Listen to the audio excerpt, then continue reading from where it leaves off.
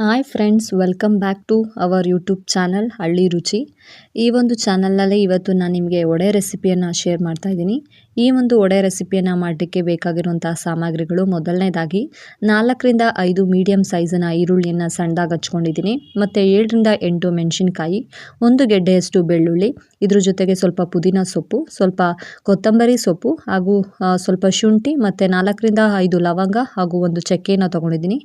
Next ಒಂದು ಅರ್ಧ ಗಂಟೆ ಅಥವಾ 1 ಅವರ್ ನೀರಿನಲ್ಲಿ ನೆನೆ ಹಾಕಿರೋಂತಹ ಕಡಲೆಬೇಳೆ, ಇಲ್ಲಿ ಆಲ್ಮೋಸ್ಟ್ ಒಂದು 1/4 kg ಕಡಲೆಬೇಳೆ ಇದೆ. ಇದಕ್ಕೆ ರುಚಿಗೆ ತಕ್ಕಷ್ಟು ಎಷ್ಟು ಉಪ್ಪು ಬೇಕು ಆ ಉಪ್ಪನ್ನು ಈಗಲೇ ಆ್ಯಡ್ ಮಾಡಿಕೊಂಡು ಅದನ್ನು ಗ್ರೈಂಡ್ ಮಾಡ್ಕೊತಿದ್ದೀನಿ.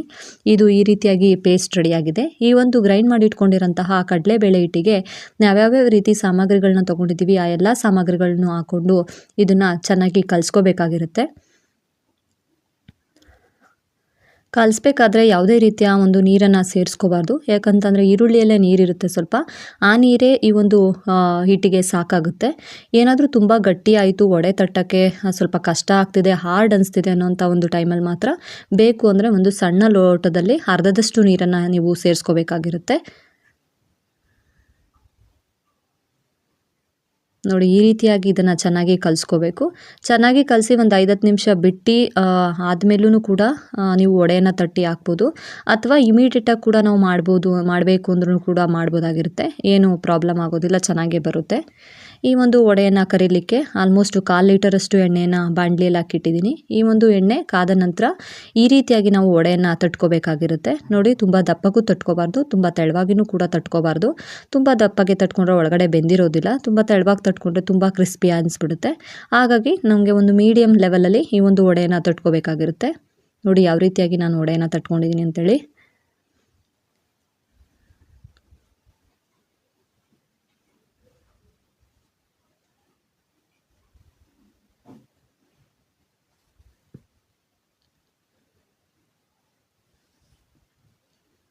ಈ ವಡೆಯನ್ನು ಇವಾಗ ಈ ಒಂದು ಕಾದಿರೋಂತಹ ಎಣ್ಣೆಯಲ್ಲಿ ಬಿಡ್ತಿದ್ದೀನಿ.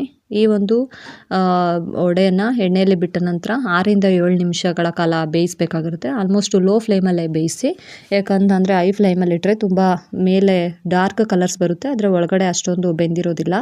ಹಾಗಾಗಿ ಲೋ ಫ್ಲೇಮಲ್ಲೇ 6ರಿಂದ 7 ನಿಮಿಷಗಳ ಕಾಲ ಬೇಯಿಸಿದ್ರೆ ಈ ಒಂದು ವಡೆ ರೆಡಿಯಾಗಿರುತ್ತೆ. ನೋಡಿ ಯಾವ ರೀತಿಯಾಗಿ ಕಾಣಿಸ್ತಿದೆ ಅಂತೇಳಿ. ಒಂದು ಸೈಡ್ ಬೆಂದ ನಂತರ ಇನ್ನೊಂದು ಸೈಡಿಗೆ ಅದನ್ನು ತಿರುವಾಕಬೇಕಾಗಿರುತ್ತೆ.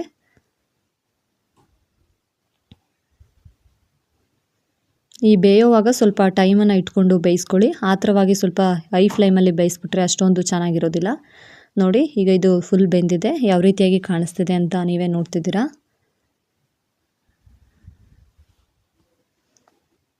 ಈ ರೀತಿಯಾಗಿ ವಡೆ ರೆಸಿಪಿ ಬಂದಿದೆ. ಈ ವಡೆಯನ್ನು ಹಾಗೇನೂ ಕೂಡ ತಿನ್ಬೋದು, ಅದ್ರ ಜೊತೆ ಪಾಯಸದ ಜೊತೆ ಕೂಡ ತಿನ್ಬೋದಾಗಿರುತ್ತೆ. ಹೆಂಗೆ ತಿಂದರೂ ಕೂಡ ಚೆನ್ನಾಗಿರುತ್ತೆ. ಸ್ನ್ಯಾಕ್ಸಿಗೆ ಬೇಗ ಬೇಕಂದ್ರೂ ಕೂಡ ಇದನ್ನು ಟ್ರೈ ಮಾಡ್ಬೋದು.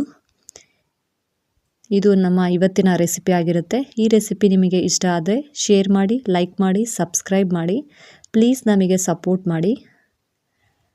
ಏನಾದರೂ ಸಜೆಷನ್ಸ್ ಇದ್ದರೆ ಕಮೆಂಟ್ ಮಾಡಿ. Thanks for watching.